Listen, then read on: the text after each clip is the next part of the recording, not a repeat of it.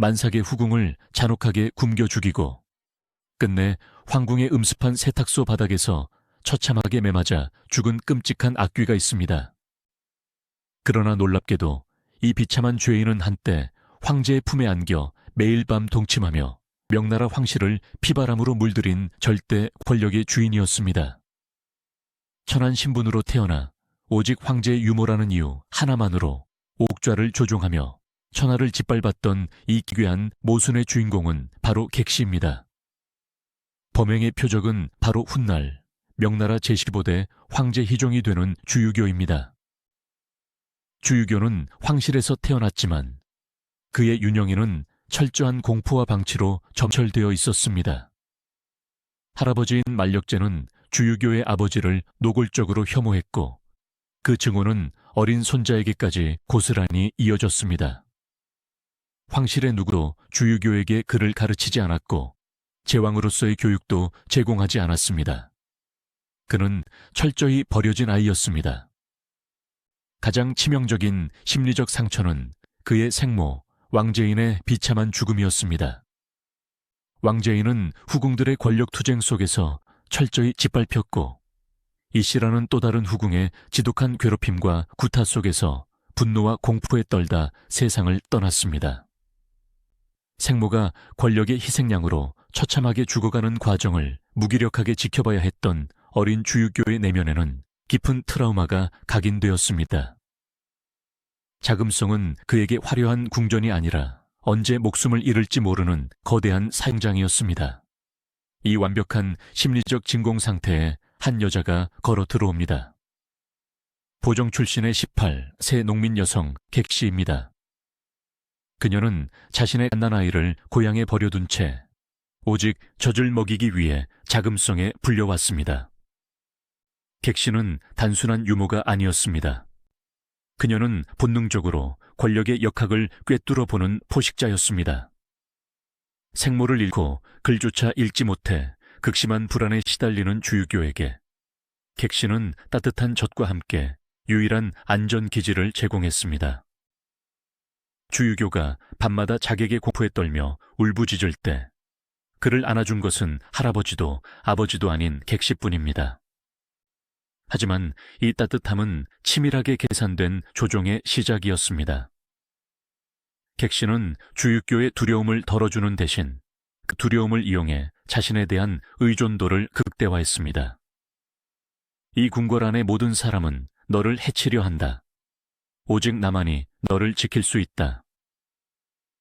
이것이 객시가 어린 황손의 뇌리에 주입한 심리적 세뇌, 즉 가스라이팅의 핵심이었습니다. 명나라 황실의 법도에 따르면 황손이 7살이 되어 젖을 떼면 유모는 반드시 궁을 떠나야 했습니다. 그러나 객시는 이 규칙을 무너뜨렸습니다. 출궁 명령이 떨어질 때마다 주유교는 식음을 전폐하고 발작을 일으키며 울부짖었습니다. 객시 역시 황손을 안고 통곡하며 떨어지지 않으려 했습니다.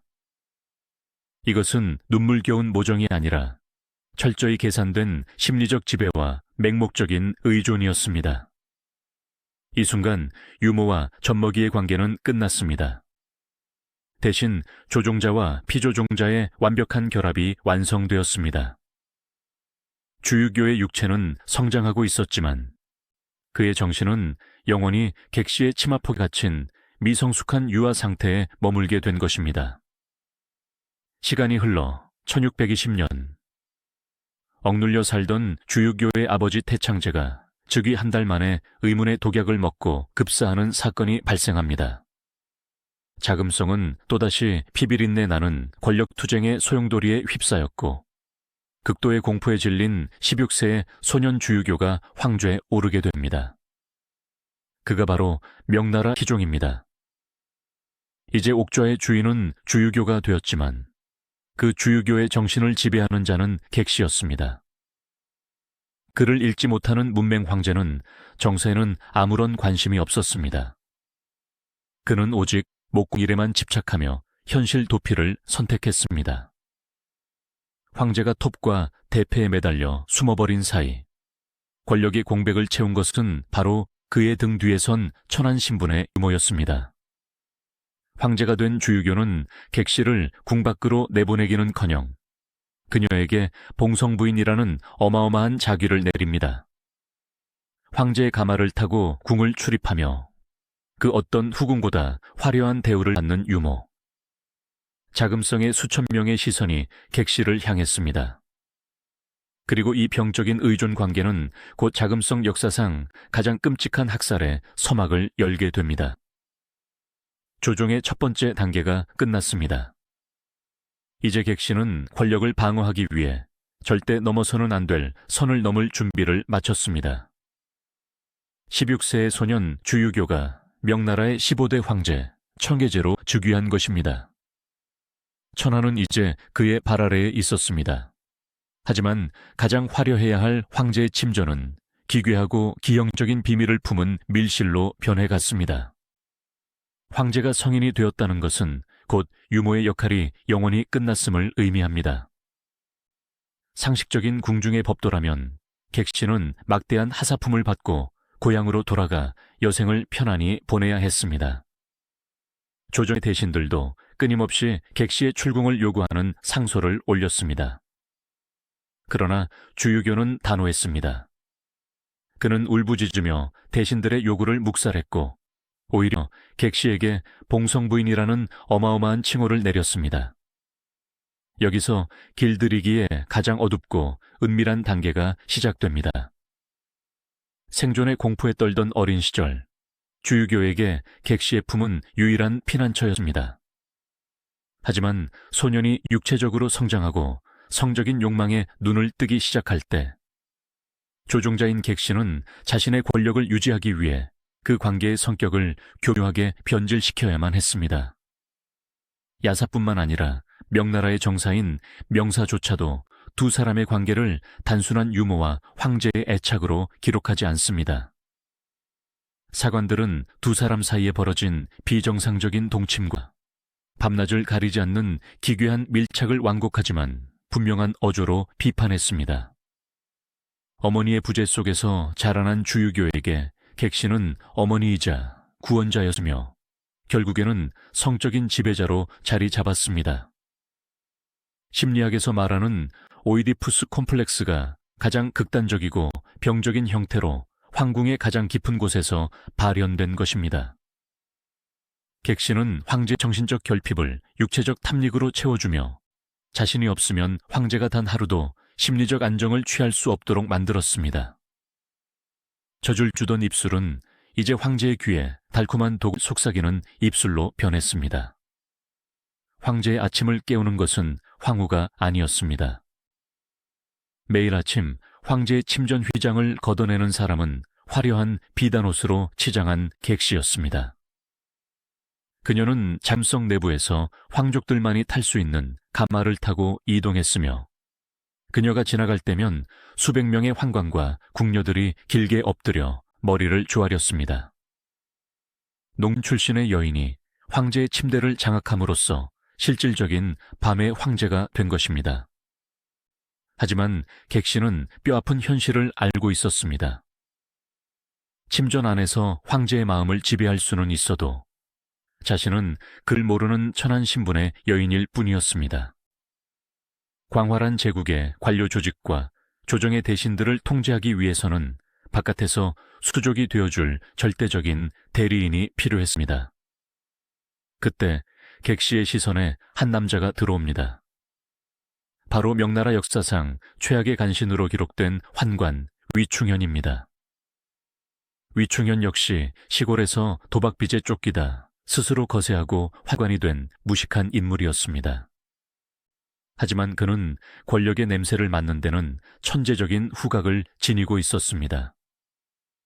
위충현은 자금성의 진짜 실세가 누구인지 정확히 파악했고 객시에게 맹렬하게 접근했습니다. 궁중에는 대식이라는 은밀한 관습이 있었습니다. 외로운 궁녀와 환관들이 서로 짝을 맺어 부부처럼 지내는 것을 의미합니다. 객시와 위충현은 이 대식을 맺으며 공식적인 부부가 되었습니다. 하지만 이것은 외로움을 달래기 위한 로맨스가 아니었습니다. 명나라를 피로 물들인 역사상 가장 치명적인 정치적 결탁이었습니다. 계약은 완벽했습니다. 객신은 내궁에서 황제의 눈과 귀를 가리고 심리를 통제합니다. 그리고 위충현은 외궁에서 황제의 권력을 대하여 조정의 대신들을 숙청하고 제국을 통치합니다. 황제의 권력은 이 두 사람의 교집합 속에서 완벽하게 사유화되었습니다. 트라우마로 얼룩진 궁궐에서 벗어나고 싶었던 황제는 아이러니하게도 나무를 깎고 조립하는 목공일에 미친 듯이 빠져들었습니다. 주유교는 실제로 뛰어난 목수였습니다. 그가 만든 가구와 미니어처 궁전은 당대 최고의 장인들도 혀를 내두를 정도로 정교했습니다. 그에게 나무는 배신하지 않는 유일한 대상이었습니다. 톱질하고 대패질을 하는 그 순간만큼은 권력의 암투도 암살의 공포도 잊을 수 있었습니다. 황제가 톱밥과 땀에 범벅이 되어 대패질에 몰두할 때 위충현이 다가와 결제를 요하는 문서들을 들이밀었습니다. 글을 읽기도 싫고 정치의 무거움에서 도망치고 싶었던 황제는 짜증을 내며 이렇게 말했습니다. 내가 지금 바쁘니 네가 알아서 처리하라. 이 한마디는 제국의 사망 선고와도 같았습니다. 황제가 나무로 작은 장난감 궁전을 짓는 동안 객시와 위충현은 진짜 궁전을 해체하고 자신들의 입맛대로 조립했습니다. 충신들은 고문당에 죽어나갔고 비밀경찰 조직인 동창의 공포정치가 자금성을 뒤덮었습니다. 씨는 아무것도 두려울 것이 없어 보였습니다. 그녀의 아들과 조카들은 군대의 최고의 장성으로 임명되었고 객시 일가의 권세는 하늘을 찔렀습니다. 하지만 절대 권력의 정점에 선 객시의 내면에는 누구에게도 말할 수 없는 거대한 공포가 독버섯처럼 자라나고 있었습니다. 그녀는 침대 위에서 황제를 통제하고 있었지만 결정적인 생물학적 한계에 직면해 있었습니다. 그녀는 늙어가고 있었고 황제의 아이를 낳을 수 없었습니다. 새로운 황제가 즉위하고 그의 친어머니가 황태후의 자리에 오르는 그날은 곧 유모인 객시의 목이 잘리는 날을 의미했습니다. 자신의 권력과 목숨을 유지하기 위한 객시의 유일한 생존 공식은 소름 끼치도록 명확하고 잔혹해졌습니다. 객시가 황제의 침전을 장악하고 위충현이 조정을 피로 물들이며 공포 정치를 펼치던 시절, 자금성의 모든 권력은 이 두 사람의 손아귀에 있었습니다. 그러나 절대 권력의 정점에 선 객시의 내면에는 매일 밤 그녀의 숨통을 조이는 근원적인 공포가 도사리고 있었습니다. 그것은 바로 시간이었습니다. 권력은 영원할 것 같았지만 그녀의 육체는 늙어가고 있었습니다. 황제 주유교는 젊은 청년이었고 자금성에는 매년 제국 전역에서 선발된 아름답고 건강한 손들이 후궁으로 끊임없이 들어왔습니다. 객시는 침대 위에서 황제의 심리를 통제할 수는 있었지만 생물학적인 자연의 섭리, 즉 황제의 후사가 태어나는 것만큼은 원천적으로 막을 수 없었습니다. 만약 어느 이름 모를 후궁이 황제의 아들을 낳는다면 그 아이는 명나라의 다음 황제가 될 운명을 쥐게 됩니다. 그리고 아이의 친어머니는 훗날 황태후의 자리에 오르겠죠. 가장 끔찍한 고문과 처형이 그녀를 기다리고 있을 것이 너무도 자명했습니다. 자신의 목숨과 권력을 지키기 위한 객시의 논리는 소름 끼치도록 차갑고 단순하게 진화했습니다. 황제는 살아있어야 하지만 그의 씨앗은 이 세상에 존재해서는 안 된다. 청계제는 반드시 완벽하게 대가 끊겨야 한다. 이것은 단순한 질투나 치정이 아니었습니다.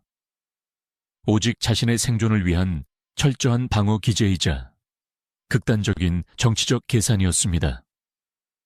이제 객시는 권력을 누리는 제서, 권력을 지키기 위해 어린 생명들을 도살하는 사냥꾼으로 변합니다. 황궁에서 누군가를 암살하는 가장 고전적인 방법은 독약이나 단검입니다. 하지만 이런 방법들은 필연적으로 흔적을 남깁니다. 시신에 남은 멍, 피 혹은 독살로 인한 검푸른 입술. 아무리 권력을 쥐고 있다 한들 명나라의 엄격한 관료 시스템과 어이들의 감시 속에서 황제의 아이를 임신한 후궁을 연속으로 독살하는 것은 꼬리가 밟힐 위험이 너무 컸습니다. 게다가 폭력적인 방식은 가해자 자신에게도 심리적 부담과 핏자국의 찝찝함을 남기기 마련입니다. 서객씨는 세상에서 가장 깨끗하고 가장 조용하며 가해자의 손에 피 한 방울 묻히지 않는 완벽한 살인 무기를 고안해냅니다. 그것은 바로 굶주림이었습니다. 음식과 물을 통제하는 것. 이 원시적인 방식이 자금성 안에서는 어떻게 그토록 완벽한 살인 도구가 될 수 있었을까요? 그것은 객시와 위충현이 이미 황실의 내명부와 환관 조직, 즉 제국의 행정 및 보급 시스템을 완전히 장악하고 있었기 때문입니다. 식량이 배급되는 루트를 끊고 문을 걸어 잠그고 파수꾼을 세우는 것. 이 모든 것이 서류상의 행정명령 하나로 이루어졌습니다.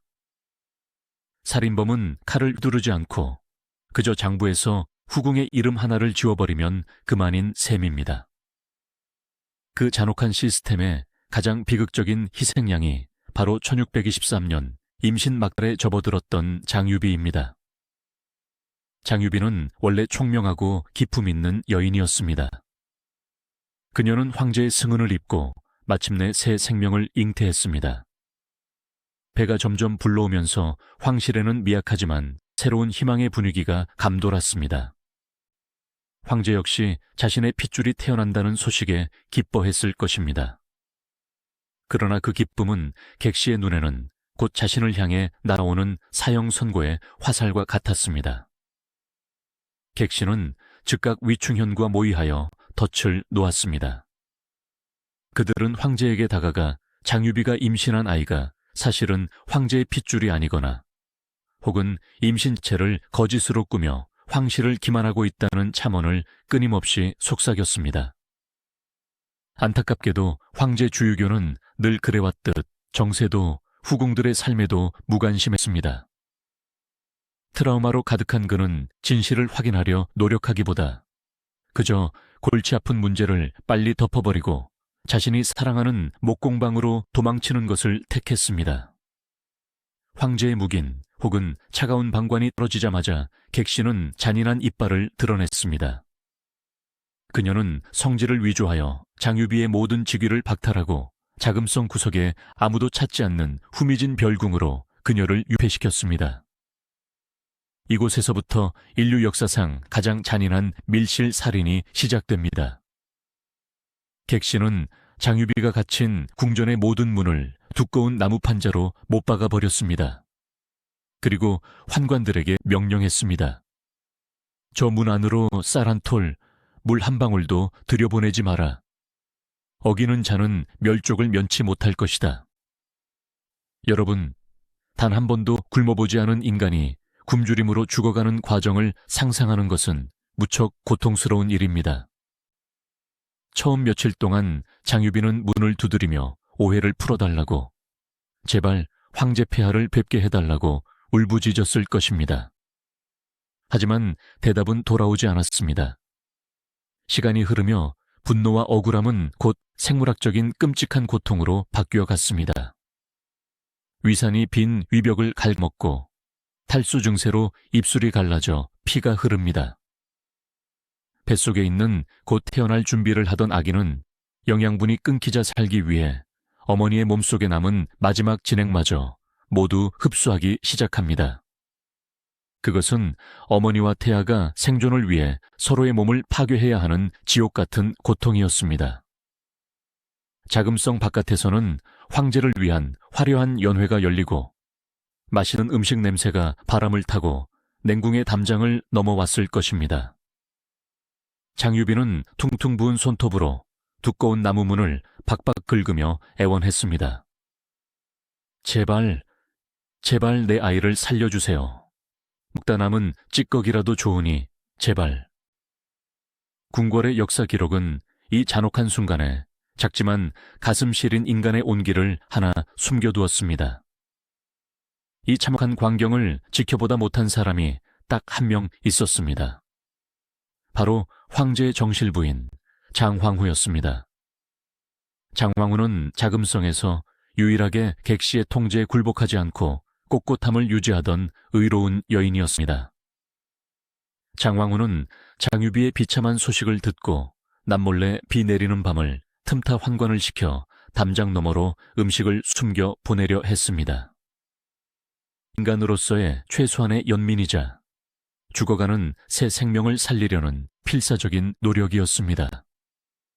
하지만 객시가 쳐놓은 거미줄은 너무도 촘촘했습니다. 장황후가 보낸 음식은 객시의 감시망에 걸려 결국 장유비에게 닿지 못했습니다. 장황후조차 힘없이 돌아서며 피눈물을 삼켜야만 했습니다.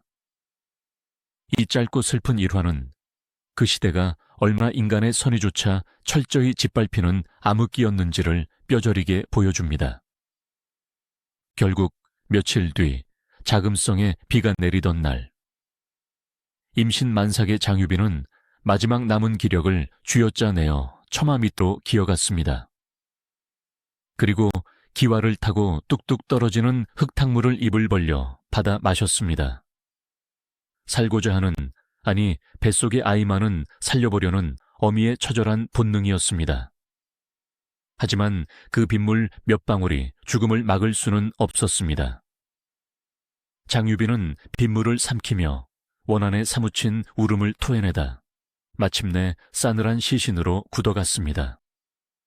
태어나지 못한 황제의 핏줄과 함께 말입니다. 그녀가 죽은 후 방문을 열었을 때 환관들이 목격한 것은 앙상하게 마른 시신과 문짝에 핏자국이 선명하게 남도록 긁힌 손톱 자국뿐이었습니다. 권력의 시스템을 무기 삼아 흔적조차 남기지 않은 참혹하고도 교묘한 살인이었습니다. 이 사건은 자금성 전체에 거대한 심리적 충격파를 던졌습니다. 객시가 원했던 것은 단지 장유비의 죽음이 아니었습니다.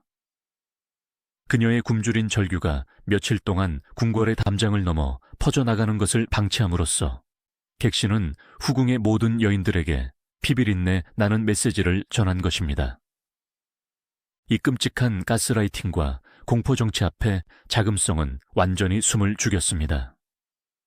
해비, 용비 등 황제의 승은을 입어 아이를 가졌던 다른 수많은 후궁들 역시 객시의 교묘한 개입과 협박, 때로는 강제적인 약물 투여로 인해 뱃속의 아이를 잃거나 목숨을 잃었습니다. 심지어 객시의 마수는 자신과 대립하던 정실부인 장황후에게까지 뻗쳤고 황후마저 객시의 음모로 인해 유산을 겪는 비극을 맞이하게 됩니다. 명나라 황실의 후사가 말라붙어 갔습니다. 객시는 황제의 정신을 길들여 옥좌를 장악하고 후궁들의 자궁을 통제하여 미래를 파괴했습니다. 모든 것이 그녀의 완벽한 통제 아래 있는 듯 보였습니다. 황제의 핏줄을 잉댔던 여인들이 차가운 냉궁에서 굶주림과 약물로 비참하게 죽어간 후 궁궐 안에 그 누구도 감히 객시의 권위에 도전할 엄두를 내지 못했습니다. 위충현의 비밀경찰인 동창은 조정 대신들의 숨소리조차 감시했고 객시는 내궁의 생사여탈권을 쥔 유일한 여왕으로 군림했습니다. 그녀의 권력은 영원할 것만 같았습니다. 완벽하게 통제된 제국, 모든 것이 객시의 계획대로 흘러가는 듯 보였습니다. 그러나 심리학과 범죄학이 공통적으로 지적하는 조종자들의 가장 치명적인 약점이 하나 있습니다. 그것은 바로 기생충은 숙주가 죽으면 결코 혼자 살아남을 수 없다는 자연의 법칙입니다. 객시가 쌓아 올린 이 무소불위의 권력은 오직 단 한 사람, 황제 주유교의 심장 박동에 100% 의존하고 있는 모래성이었습니다. 황제가 숨을 쉬는 한 그녀는 신이었지만 황제의 심장이 멈추는 순간 그녀는 가장 비참한 죄인으로 추락할 운명이었습니다. 그리고 운명의 시계는 객시의 예상보다 훨씬 더 잔혹하게 그리고 빨리 돌아가기 시작했습니다. 1625년 가을 자금성의 서원에 있는 태액지 호수에서 기묘한 사고가 발생합니다. 목공일에 미쳐있던 황제가 자신이 직접 설계한 작은 배를 타고 호수에서 놀다가 돌풍을 만나 배가 뒤집히면서 깊은 물에 빠진 것입니다. 환관들이 기겁하며 물에 뛰어들어 가까스로 황제를 건져냈지만 이 사건은 제국의 운명을 바꾸는 결정적인 변곡점이 되었습니다. 원래부터 신체가 허약하고 정신적 트라우마에 시달리던 주유교는 이 찬물에서의 익수사고 이후 심각한 병매에 시달리게 됩니다. 극심한 감기와 폐렴 증세가 전신을 덮쳤고 몸은 눈에 띄게 부어올랐습니다. 어이들이 온갖 징휘한 약재를 처방했지만 황제의 병세는 나날이 악화되었습니다. 황제는 이미 병약하여 후궁과 합방을 할 수 없는 상태였고 살아남은 후궁 중에는 임신한 이가 단 한 명도 없었습니다. 객시가 과거에 철저히 씨를 말려버렸기 때문이죠. 자신의 생존을 위해 황제의 핏줄을 말살했던 그 완벽한 살인 행위가 이제 부메랑이 되어 자신의 숨통을 조이는 완벽한 독약으로 돌아온 것입니다. 초조해진 위충현과 객시는 자금성 밖에서 비밀리에 임신한 여성들을 수소문하기 시작했습니다. 그들은 임신 막달에 접어든 민간 여성 8명을 몰래 궁으로 밀반입하여 궁녀로 위장시켰습니다. 황제가 죽음을 맞이하면 이 임산부들 중 아들을 낳는 여성을 내세워 이 아이가 돌아가신 황제 폐하의 유복자다라고 선포하는 것이었습니다. 핏덩이를 옥좌에 앉히고 자신들은 수렴청절하며 영원한 권력을 누리겠다는 끔찍하고도 얄팍한 속셈이었습니다. 하지만 이 하늘을 가리려는 음모를 꿰뚫어보고 어둠 속에서 조용히 방역의 칼날을 벼리던 단 한 명의 여인이 있었습니다. 바로 정실 부인 장황후였습니다. 장황후. 그녀는 객시의 모함으로 자신의 아이마저 유산하는 끔찍한 고통을 겪었지만 결코 무너지지 않은 철의 여인이었습니다.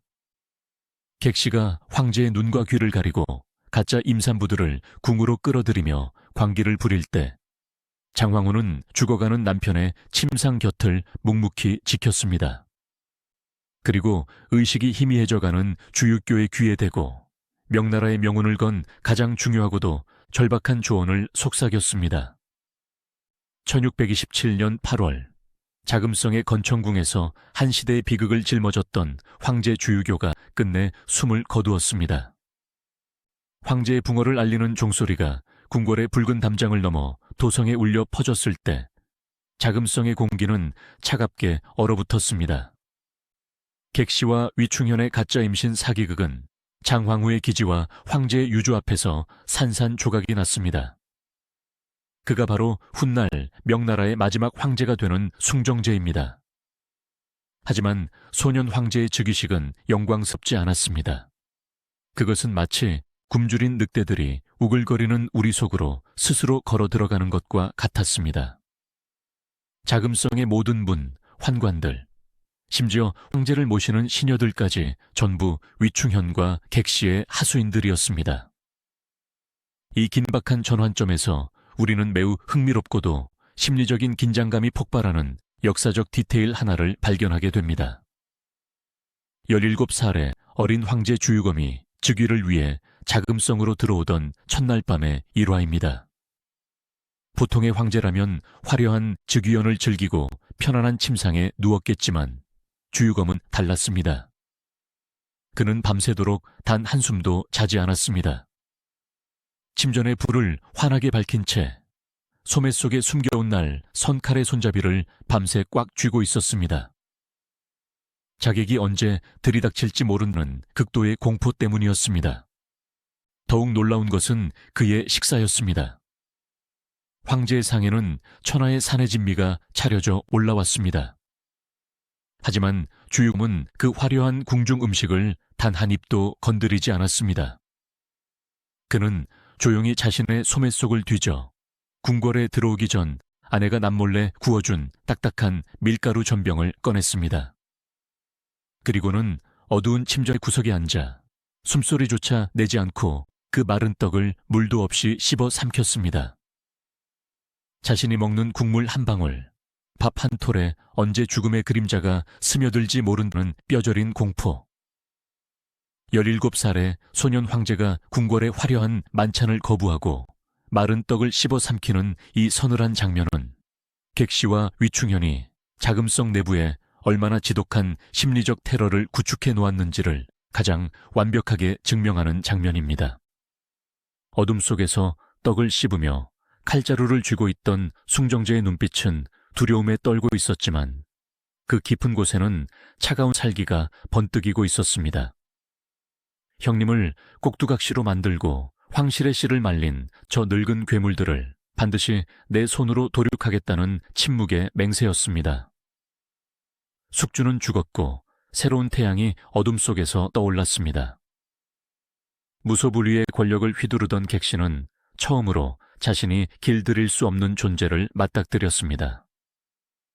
팽팽하게 당겨진 활시위 숭정제가 선택한 생존 전략은 바로 동화와 기만이었습니다. 황제가 된 다음 날, 숭정제는 첫 조회에 나섰습니다. 수많은 대신들이 숨을 죽이고 새로운 황제의 입을 바라보았습니다. 위충현 역시 날카로운 눈초리로 옥좌 위의 소년을 탐색했습니다. 이때 숭정제는 뜻밖에도 만면에 미소를 지으며 위충현을 극찬하기 시작했습니다. 위충현은 선왕을 정성껏 보필한 국가의 큰 공신이다. 그의 헌신과 충성심은 하늘이 알고 땅이 안다. 앞으로도 짐은 위충현의 지혜에 크게 의존할 것이다.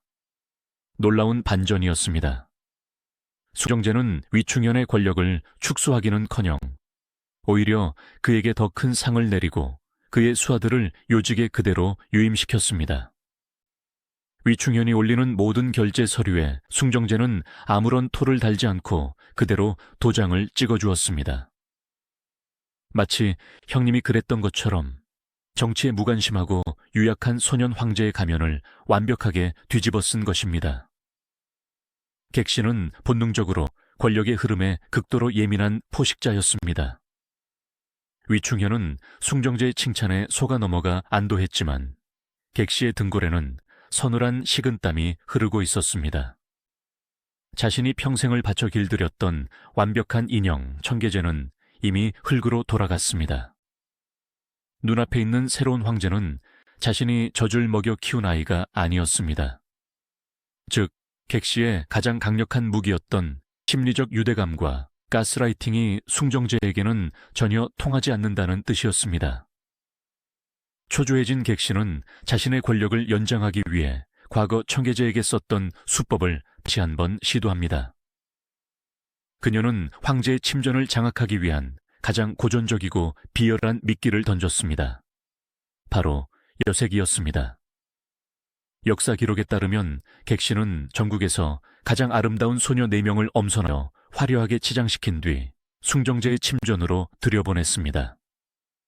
명분은 새로운 황제 폐하의 밤을 외롭지 않게 보필하라는 것이었습니다. 하지만 실장은 황제의 일거수일투족을 감시할 스파이이자 황제의 넋을 빼놓아 정사를 돌보지 못하게 만들려는 치밀한 함정이었습니다. 만약 그 소녀들 중 하나라도 황제의 아이를 임신한다면 객시는 다시 한번 그 아이를 볼모 삼아 권력의 끈을 이어갈 수 있다고 계산했을 것입니다. 이것은 숭정제에게 닥친 가장 위험한 심리적 시험대였습니다. 17세의 혈기, 왕성한 소년이 아름다운 유혹을 뿌리치기란 쉽지 않은 일입니다. 하지만 숭정제는 이 선물 뒤에 숨겨진 객시의 동리를 너무도 투명하게 꿰뚫어 보고 있었습니다. 숭정제는 소녀들을 내치지 않았습니다. 당장 그들을 쫓아내면 객시가 의심을 품고 더 극단적인 암살을 시도할 수 있었기 때문입니다. 대신 숭정제는 그 소녀들을 곁에 두되 철저하게 송긋 하나 되지 않았습니다. 밤이 되면 숭정제는 소녀들을 방 한 구석에 무릎 꿇려 앉혀두고 자신은 밤새도록 촛불을 밝힌 채 책을 읽거나 정물을 구상했습니다. 조금이라도 소녀들이 곁에 다가오려 하면 서늘한 눈빛으로 그들을 제압했습니다. 그리고 은밀하게 하지만 단호한 목소리로 소녀들에게 경고했습니다. 너희가 누구의 지시를 받고 이곳에 왔는지 안다. 살고 싶다면 입을 다물고 객시에게는 아무 일도 없었다고 전하라. 침전에 가장 깊은 곳까지 침투하려던 객시의 심리적 촉수는 숭정제의 차가운 이성과 금욕주의 앞에서 완전히 잘려나갔습니다. 객시가 자랑하던 길들이기 전술은 공포를 분노로 치환하여 버티고 있는 소년 황제 앞에서는 무용지물이었습니다. 자금성의 수면 위는 고요했지만 수면 아래에서는 소리 없는 격전이 벌어지고 있었습니다. 숭정제는 위충현과 객시를 안심시켜 그들의 경계심을 완전히 허물어뜨리는 동시에 은밀하게 조정을 향해 하나의 신호를 보내고 있었습니다. 바로 정의로운 자들은 이제 고개를 들어라 라는 침묵의 메시지였습니다. 황제가 위충현을 두려워하지 않으며 단지 때를 기다리고 있다는 사실을 가장 먼저 눈치챈 것은 충직한 신하들이었습니다. 한 달, 두 달 시간이 흐르며 숭정제의 숨막히는 연기력이 빛을 발하던 1627년 11월. 드디어 얼음판이 깨지는 거대한 파열음이 자금성에 울려 퍼집니다. 절대 권력의 심장부를 향해 돌진한 첫 번째 창끝. 해염현의 지방관이었던 전가징이라는 인물이 목숨을 걸고 한 통의 상소문을 황제에게 올린 것입니다. 그 상소문의 제목은 조정 전체를 경악하게 만들었습니다. 바로 위충현의 10가지 큰 죄를 탄핵함이었습니다. 황제를 기만하고 충신들을 학살하고 권력을 사유화하며 백성들의 피눈물을 쥐어짜낸 10가지의 극악무도한 범죄 사실이 낱낱이 적혀 있었습니다. 이 상소문이 낭독될 때 조정은 발칵 뒤집혔습니다. 위충현의 수하들은 당장 정가징을 끌어내어 능지처참해야 한다고 길길이 날뛰었습니다. 모든 시선이 옥좌 위의 숭정제에게 쏠렸습니다. 몇 달 동안 위충현에게 미소만 지어주던 소년 황제는 어떻게 반응했을까요? 숭정제는 그 상소문을 들고 조용히 일어섰습니다. 그리고 평소의 유약한 미소를 싹 거둔 채 짐승처럼 차갑고 묵직한 목소리로 위충현을 향해 말했습니다. 그 짧은 한마디, 그것은 황제가 던진 그물이었습니다. 위충현은 그제야 자신이 완벽하게 속았다는 사실을 깨달았습니다. 황제는 단 한 번도 자신을 신뢰한 적이 없었습니다. 그저 자신의 목을 칠 가장 완벽한 타이밍, 명분과 여론이 무르익기를 기다려온 것입니다. 공포에 질린 위충현은 그 자리에서 엎드려 바들바들 떨며 땀을 비오듯 쏟았습니다. 천하를 호령하던 환관의 위세가 단 한 장의 상소문과 황제의 눈빛 앞에서 모래성처럼 허물어진 순간이었습니다. 숭정제는 위충현을 그 자리에서 즉각 체포하지는 않았습니다. 여전히 그의 군사적 잔당들이 궁궐 안팎에 있었기 때문입니다. 대신 숭정제는 아주 정교한 외과 수술을 시작합니다. 위충현의 권력을 지탱하는 가장 핵심적인 뿌리, 즉 심리적 조종자인 객시를 먼저 제거하기로 결단한 것입니다. 이 무렵 객시는 내궁에서 황제의 싸늘해진 태도를 느끼고 불안감에 휩싸여 있었습니다. 과거 청계제 시절이었다면 그녀는 당장 바닥에 뒹굴며 통곡하거나 식음을 전폐하며 황제의 죄책감을 자극했을 것입니다. 내가 너를 어떻게 키웠는데 내 젖을 먹고 자란 네가 어찌 나를 버리느냐 라며 온갖 감정적인 협박을 쏟아냈을 테죠. 하지만 숭정제는 객시에게 변명할 기회조차 주지 않았습니다. 위충현에 대한 탄핵 상소가 올라온 직후 숭정제는 내궁을 향해 단호하고도 건조한 성질을 내립니다. 객시는 선왕의 유머로서 그 역할이 이미 끝났다. 황실의 법도에 따라 오늘부로 즉시 궁궐을 떠나라. 이것은 단순한 퇴거 명령이 아니었습니다. 객시가 평생을 바쳐 구축해온 권력의 심장부, 즉 황제와의 물리적, 심리적 밀착을 단칼에 끊어버리는 심리적 사형 선고였습니다. 성질을 전달받은 순간 객씨는 자신의 귀를 의심했습니다. 세상 천지가 자신의 발 아래에 있었는데 그깟 어린 황제의 말 한마디에 짐을 싸서 궁을 나가라니요. 그녀는 미친 듯이 소리를 지르고 울부짖으며 황제의 침전으로 달려가려 했습니다. 언제나 그랬듯 황제의 옷자락을 붙잡고 통곡하면 모든 것이 해결될 줄 알았습니다. 하지만 이번에는 달랐습니다. 황제의 침전으로 향하는 모든 길목에는 이미 숭정제가 심어놓은 금이군들이 창을 교차하고 서 있었습니다. 객씨의 화려한 가마는 부서졌고 그녀에게 머리를 조아리던 수많은 궁녀와 환관들은 모세의 기적처럼 길을 비키며 그녀를 외면했습니다. 권력이 빠져나간 자리는 그토록 차갑고 잔인했습니다. 한때 황제의 침대 위에서 수많은 후궁들을 굶겨 죽이고 권력을 희롱하던 천한 유모.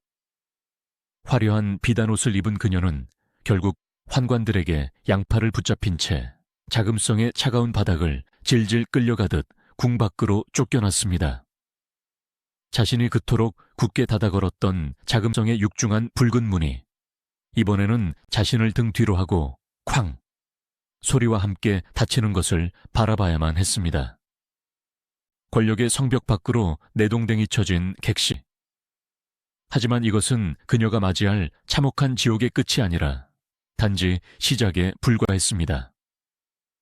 숭정제의 진짜 복수는 아직 칼집에서 반쯤밖에 나오지 않았습니다.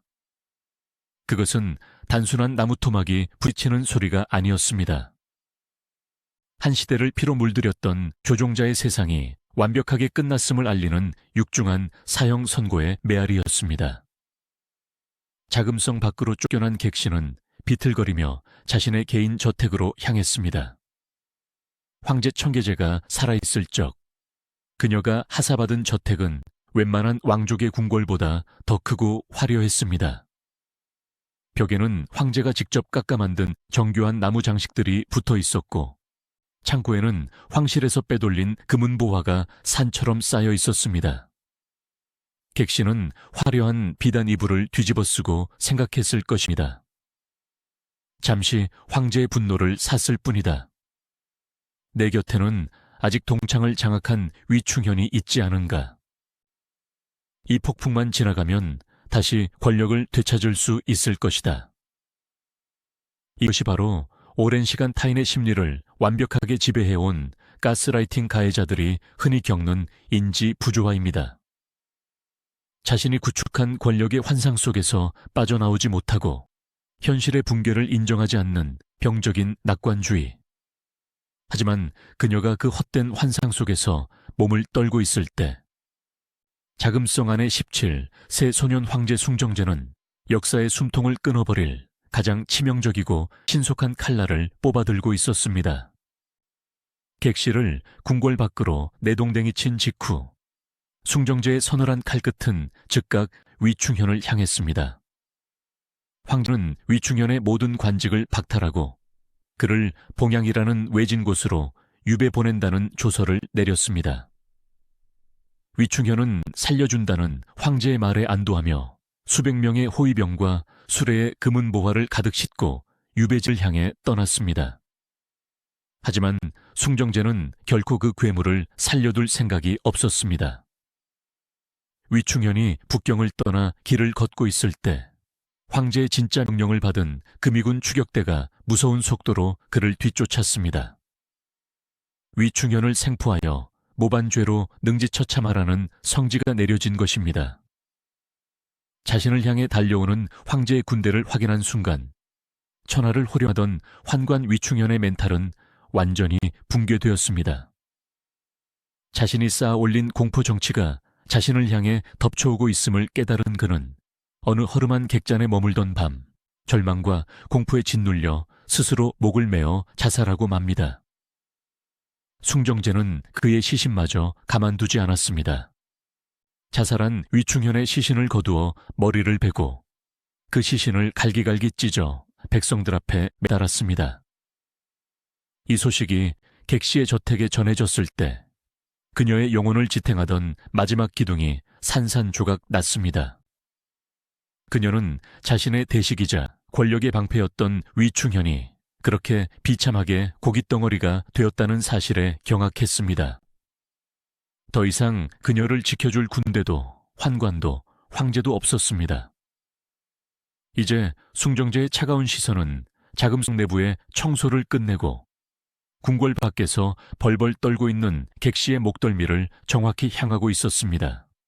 하지만 숭정제는 그녀를 즉각 처형하지 않았습니다.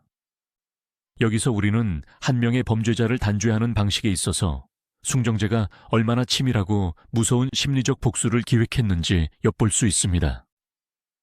단순히 칼로 목을 베는 것은 숭정제에게 너무 가벼운 형벌이었습니다. 황제는 객시가 자금성 안에서 저질렀던 그 기괴하고 끔찍한 밀실 살인들, 특히 임신한 후궁들을 굶겨 죽이고 황실의 씨를 말렸던 그 폐륜적인 범죄의 전말을 100일에 낱낱이 파헤치기를 원했습니다. 이는 단순한 처벌이 아니라 객시라는 인간의 본질을 영원히 역사 속에 악귀로 박제하기 위한 심리적 부검의 과정이었습니다. 숭정제는 즉시 내궁의 은밀한 기록들을 보관하는 기록보관소와 어선방의 장부들을 압수하여 조사하기 시작했습니다. 가장 끔찍한 범죄는 종종 가장 평범한 기록 속에 숨어 있습니다.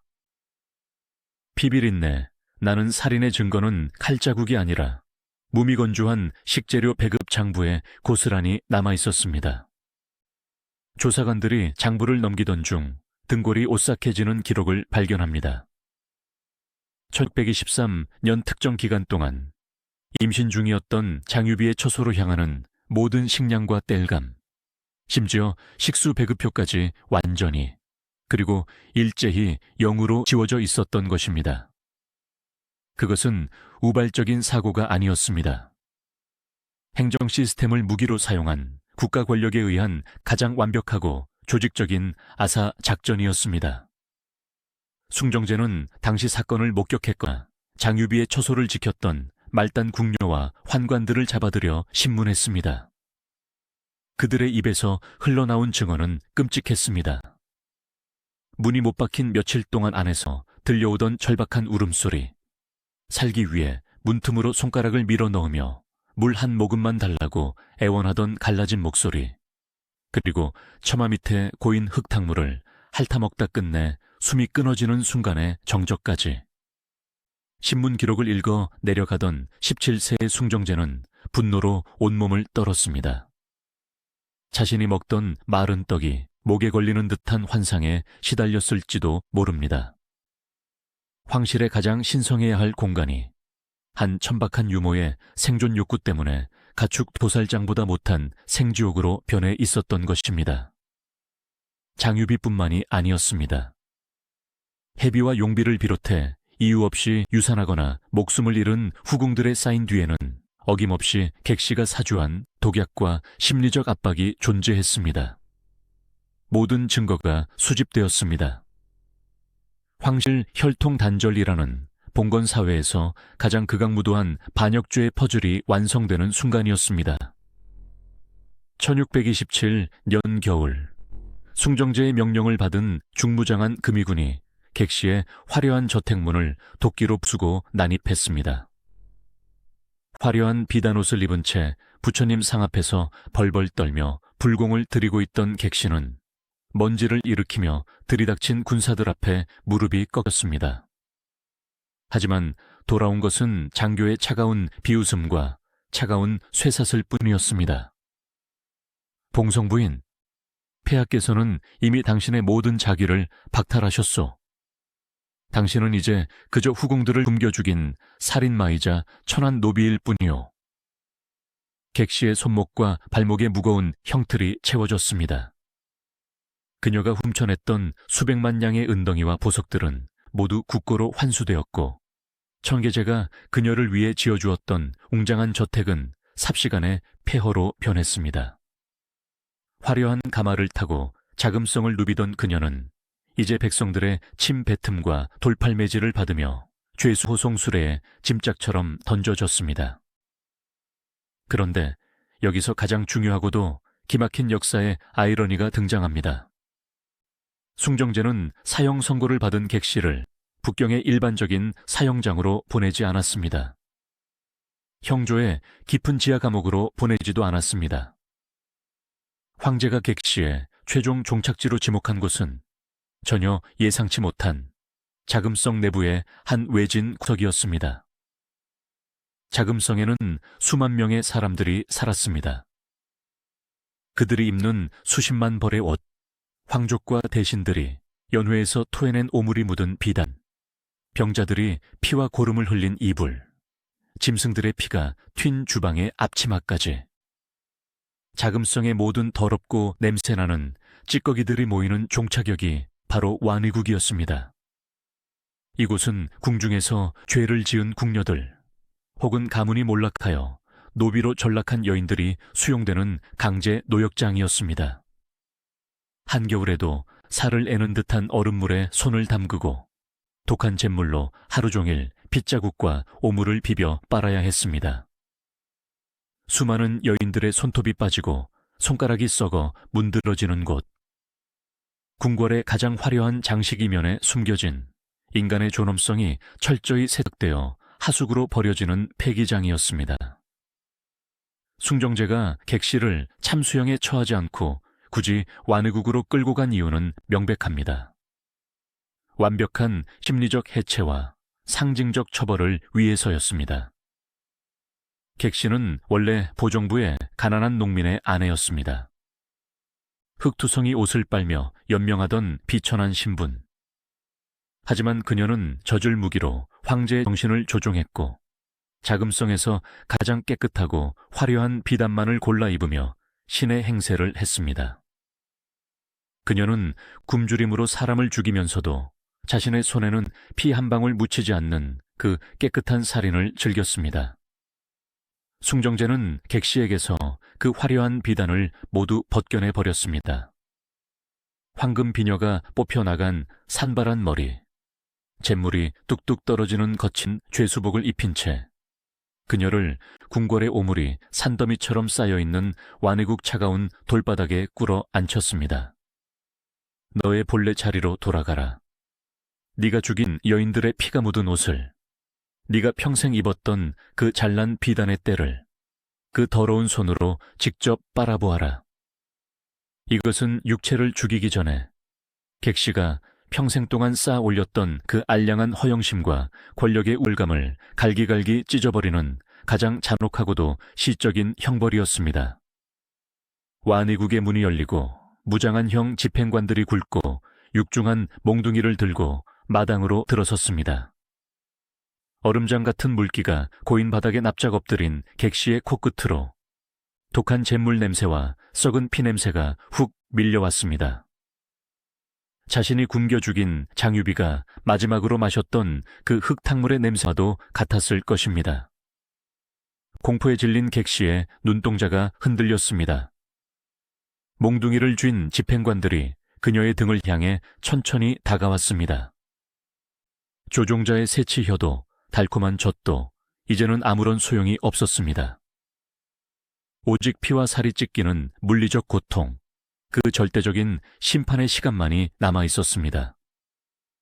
숭정제가 객씨에게 내린 형벌은 장살이었습니다. 장살은 단칼에 목숨을 끊어주는 자비로운 처형이 아닙니다. 두껍고 단단한 나무 몽둥이로 죄수의 등과 엉덩이를 수십, 수백 대 연속으로 타격하여 근육을 찢고 뼈를 부러뜨리며 궁극적으로는 내장 파열로 인한 과다출혈과 쇼크로 서서히 죽음에 이르게 하는 지독히도 고통스러운 형벌입니다. 평생을 자금성의 최고급 비단옷만 입고 가장 부드러운 음식만 먹으며 자신의 몸에는 바늘끝만한 상처 하나 허락하지 않았던 객씨였습니다. 첫 번째 타격이 가해진 순간 그녀의 입에서는 인간의 것이라고는 믿기지 않는 기괴한 비명이 터져 나왔습니다. 타인의 심리를 조종하고 권력을 탐닉하는 가스라이팅 가해자들의 가장 큰 특징은 스스로를 현실의 법칙 위에 군림하는 초월적 존재로 착각한다는 것입니다. 객씨 역시 자신을 신적인 존재라 믿었을 것입니다. 하지만 몽둥이가 살갗을 찢고 등뼈를 강타하는 그 원초적이고 압도적인 물리적 고통 앞에서는 그 어떤 치밀한 조종술도 권력의 환상도 단 1초 만에 박살 나버립니다. 고통은 거짓말을 하지 않는 법이니까요. 타격은 멈추지 않았습니다. 10대, 20대, 30대. 몽둥이가 오르내릴 때마다 객시의 거친 죄수복은 붉은 피로 물들어갔고 살점들이 와느국의 바닥으로 흩뿌려졌습니다. 그녀는 바닥을 긁으며 살려달라고 애원했습니다. 자신이 키운 청계제의 이름을 부르며 통곡하기도 했고 숭정제를 향해 저주를 퍼붓기도 했습니다.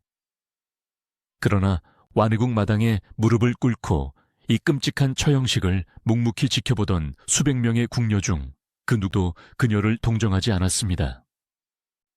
객시가 고통에 몸부림치며 내지르는 비명소리 속에서 사람들은 과거 냉궁에 갇혀 문을 긁어대며 물 한 모금만 달라고 울부짖던 임산부 장유비의 환청을 들었을 것입니다. 객시는 권력을 지키기 위해 누군가의 식량을 끊어 굶주림이라는 가해자의 손에 피가 묻지 않는 가장 깨끗하고 위선적인 살인 방식을 택했습니다. 그리고 그 대가로 지금 그녀는 자신의 온몸에서 피를 쏟아내며 가장 물리적이고 더러운 방식으로 뼈와 살이 으스러지는 심판을 받고 있는 것입니다. 한때 자금성을 공포로 몰아넣었던 봉성부인 객바바는 피와 오물, 그리고 잿물에 범벅이 된 채 차가운 돌바닥 위에서 완전히 숨을 거두었습니다. 그녀의 훼손된 육신은 인간의 형상이라기보다 그저 처참히 지식여진 고깃덩어리에 불과했습니다. 하지만 숭정제의 서늘한 분노는 죽음으로도 끝나지 않았습니다. 황제는 그녀의 시신을 가마니에 대충 말아 자금성 북서쪽에 위치한 화인창으로 끌고 가라 명했습니다. 화인창은 궁중에서 전염병으로 죽거나 죄를 짓고 죽은 비천한 노비들의 시신을 불태우는 소각장이었습니다. 거대한 불길이 객시의 피투성이 시신을 집어삼켰습니다. 한 줌의 재로 변한 그녀의 뼈가루는 바람에 날려 자금성의 하수구와 먼지 속으로 흩어졌습니다. 무덤조차 남기지 못한 완벽한 소멸이었습니다. 객시의 육신은 타들어갔고 위충현의 일당은 숙청되었지만 우리의 이야기는 여기서 끝이 아닙니다. 왜냐하면 역사라는 법정에서는 살인마가 죽었다고 해서 피해자의 삶이 이전으로 돌아가지 않기 때문입니다. 객시가 자금성에 남긴 범죄의 유산은 단순한 궁중 스캔들을 넘어 한 거대한 제국을 멸망의 구렁텅이로 밀어넣은 치명적인 독약이 되었습니다. 숭정제는 훌륭한 군주가 되기 위해 뼈를 깎는 노력을 했습니다. 그는 객시와 위충현이 남긴 썩어빠진 조정을 정화하려 애썼습니다. 스스로 비단 옷을 입지 않고 기워 입은 옷을 입었으며 백성들의 세금을 줄여주고자 매일 밤늦게까지 촛불을 밝히며 국궁진력했습니다. 역대 명나라 황제 중 숭정제만큼 근면하고 금욕적인 군주도 드물었습니다. 하지만 늦어도 너무 늦어 있었습니다. 객시와 위충현이 청계제의 심리를 통제하고 정권을 농단했던 그 7년 동안 제국의 기둥은 완전히 속이 파먹힌 채 썩어 문드러져 있었습니다. 직언을 서슴지 않던 독림당의 충신들은 위충현의 고문실에서 이미 고깃덩어리가 되어 사라졌고 군사비를 착복하는 부패한 관리들만이 조정에 가득했습니다. 변방을 지키던 훌륭한 장수들은 모함에 빠져 처형당했습니다. 무엇보다 치명적인 것은 객시가 후궁들의 임신을 막고 황자들을 학살한 탓에 황실의 정통성과 안정이 근본적으로 흔들렸다는 사실입니다. 황실의 권위는 바닥으로 추락했고 백성들은 더 이상 황제를 하늘의 아들로 믿지 않았습니다. 객시가 파괴한 것은 몇 명의 궁녀와 후궁의 목숨이 아니라 명나라라는 거대한 국가를 지탱하던 시스템과 신뢰 그 자체였습니다. 객시가 죽고 불과 17년이 흐른 1614년 내부 부패와 이자성이 이끄는 농민 반란군, 그리고 북쪽에서 밀고 내려오는 청나라의 기마병 앞에서 명나라의 붉은 담장은 속절없이 무너져 내렸습니다. 반란군이 자금성의 성문을 부수고 들이닥치던 그날 새벽, 숭정제는 황후와 딸들을 자신의 손으로 찔러 죽이거나 자결하게 한 뒤 헝클어진 머리를 하고 자금성 뒤편의 매산으로 홀로 걸어 올라갔습니다. 그리고 오래된 회나무 가지에 스스로 목을 메어 33세의 젊고도 비통한 생을 마감했습니다. 그가 죽기 전 옷자락에 남긴 마지막 유조의 구절은 오늘날까지도 역사의 슬픈 메아리로 남아 있습니다. 짐은 덕이 얇고 부덕하여 하늘의 벌을 받아 역적들이 수대까지 이르게 하였다. 짐은 주거 지하에 가서도 조상들을 뵐 면목이 없으니 내 머리카락으로 얼굴을 가려다오.